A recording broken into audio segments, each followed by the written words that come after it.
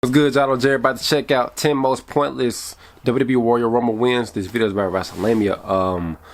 A pointless Royal Rumble win would have to be consisted of somebody winning the match and going to WrestleMania only to lose their championship match, or WWE really dropping the ball during this WrestleMania season leading up to WrestleMania and just completely not doing anything with that person who won the Royal Rumble. Just such as when Asuka won the match, they had Asuka lose to Charlotte. Asuka was still undefeated going into WrestleMania that year. Then also, I'm trying to think, Alberto Del Rio winning the 40-man Royal Rumble, and them not really doing anything with him. He lost the Edge that year. I think it was the same year. I could be wrong, but we about to hop into this video and see. Let's go. Booking a Royal Rumble winner is one of the Last year, WrestleMania match kind of killed everything in me. I ain't gonna lie. I was so hyped for Cody to win, and for him to lose that match killed all the joy in me that night. Numerous nonsensical Rumble winners. The Rumble winner in question was nonsensical as WWE never had any concrete plans to feature that specific wrestler. Just like what I said earlier. And it was a case of poor planning or poor foresight on the part of WWE. Additionally, there have been times where the winner of the match has been so underwhelming and predictable that the winner has greatly impacted the buzz and notoriety surrounding the celebrated matchup. Join us now as WrestleMania looks at 10 WWE Rumble wins that were completely pointless.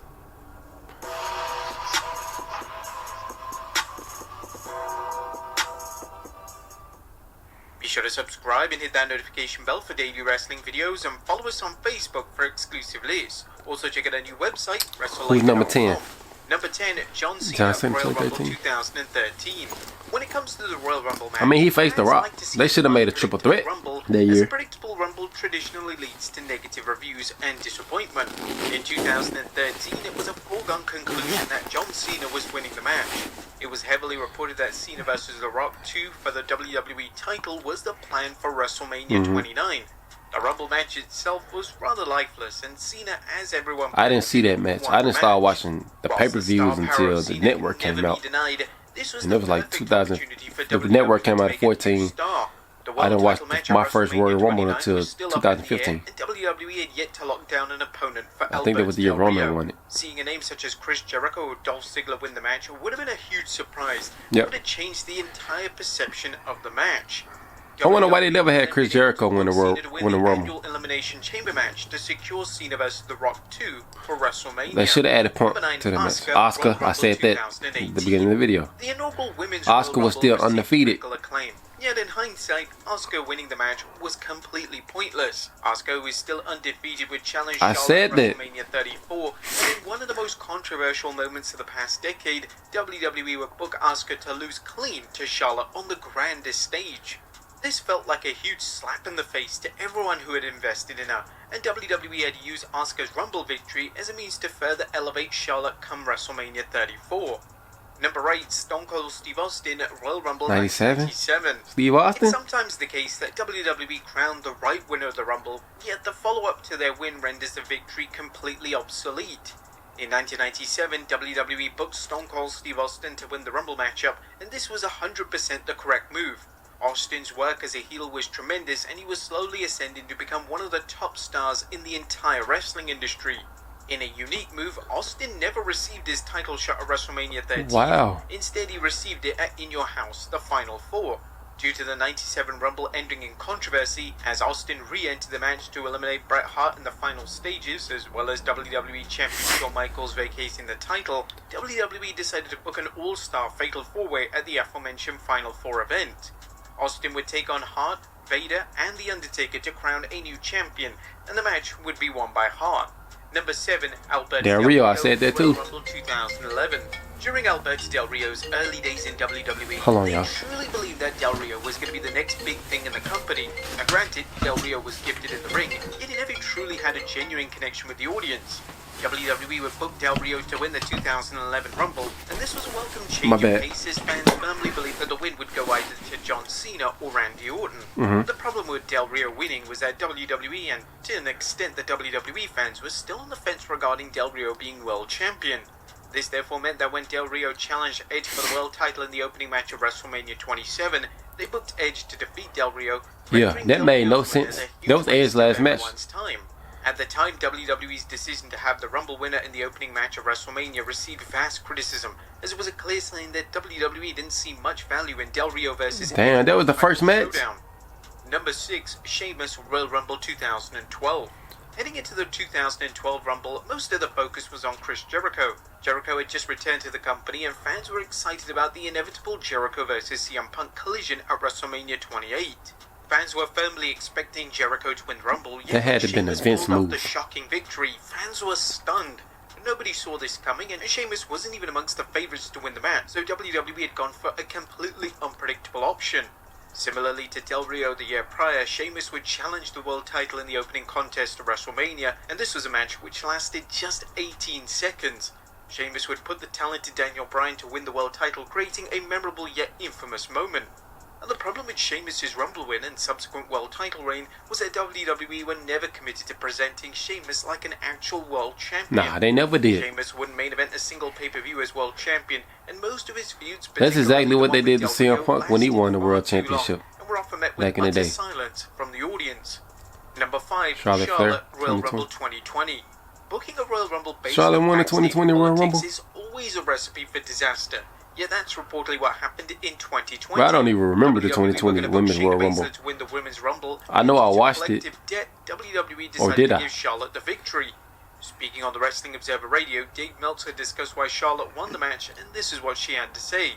Shayna Baszler logically should have won to set up the Becky Lynch WrestleMania match, and I was scheduled to win. I get why they switched from Roman Reigns to Drew McIntyre. I know why they switched from Shayna Baszler to Charlotte Flair. I think it's just a collective debt, so to speak. Charlotte Flair has been promised things in the past, then had the rug pulled out of her, which is funny because the perception is the exact opposite. Damn. Charlotte would then go on to defeat Rhea Ripley at WrestleMania 36 for the Never knew NXT that. Women's title, and this was a title win and reign. Charlotte don't get her way for. backstage. And Charlotte being associated with the NXT title was a move that ultimately did absolutely nothing for the status of the title. Number 4, Batista Royal Rumble 2014. That because everybody wanted Daniel Bryan winning. I understand this one now, years later, 10 years later. They wanted Daniel Bryan to win. Batista was going to win the Rumble and challenge Randy Orton for the WWE World title in the main event of WrestleMania 30. The problem was that fans had zero interest in seeing Batista in a stagnant and tiresome babyface role, and fans had firmly decided that they were going to stop at nothing until they made Daniel Bryan the number one. That's exactly what happened. This all led to one of the worst Rumbles of all time, and the match was received so poorly that it factored into WWE coming into the realization that Batista as a babyface simply wasn't going to work. Following his Rumble victory, Batista would keep his WrestleMania spot, yet Daniel Bryan would be added to the match in a welcome move. It goes without saying that Bryan should have won the 2014 Rumble. Yeah. The fact that WWE was so stubborn with Batista's babyface presentation... They didn't even put Bryan in the match. Or did they? Number 3, Lex Luger, I can't remember. Royal Rumble 1994. The WWE were always hesitant. Is it the one that had the co-winners? Their top babyface, and this was never more obvious than in the 94 Rumble. Luger was the logical favourite to win the match based on his prior on-screen presentation, yet fans had organically decided that Bret Hart was the guy to carry the company into a new era. In a move that has never since been replicated, WWE would book Luger and Hart to win the 94 Rumble match, and as a result, both men would challenge for the WWE title in 2 distinct singles matches at WrestleMania 10. Luger would fail in his attempt to become WWE Champion at WrestleMania. Then he had to hoist him up. Would be successful and would close out WrestleMania 10 as WWE Champion. Luger being a co-winner of the 94 Rumble was ultimately pointless, and it would have been easier if WWE gave the sole victory to Hart. Number 2, Ronda Rousey, Royal Rumble 2022. On the surface, the 2022 Women's I really do not remember who won the women's event. However, when just before who won it last year? To align that Ronda Rousey was returning in the match, it became was it inevitable Rhea? that the baddest woman on the planet was winning the whole thing. Rousey's in-ring work in the match was lackluster. Ronda, her first run was way better than the second run. Following Rousey's win, she would challenge Charlotte Flair at WrestleMania 38, and the two would have a dull encounter, which Rousey surprisingly lost. WWE had booked Rousey to win with any concrete creative plans in place, which was very frustrating as a viewer. If Rousey had returned during the build-up to the Rumble and explained her character motivations, then perhaps a win would have made sense. And number 1, Vince McMahon, Royal Rumble 1999. The 1999 Royal Rumble was predominantly built around a showdown between Stone Cold Steve Austin and Vince McMahon. The two entered into a match at number 1 and 2 respectively, and everything outside of any interactions between the two presented as inferior and irrelevant in the match. In a shocking turn of events, McMahon decided to book himself to win the match. He was a non-wrestler who had now won one of the most prestigious matches in WWE, and fans remained baffled as to why McMahon believed that this was actually a good idea. Thankfully, McMahon would never make it to WrestleMania 15, as Austin would eventually earn the spot to challenge The Rock. And that McMahon's Rumble win had no purpose other than to create a further obstacle for Austin on the road to WrestleMania. But there you have it, folks. 10 WWE it made out for a great storyline, though. Pointless. Be sure to leave a... Alright, so a great video, man. Let me know down below in the comments of what y'all thought of my reaction to this video. Like, comment, subscribe. Until next time, I'm out. Peace.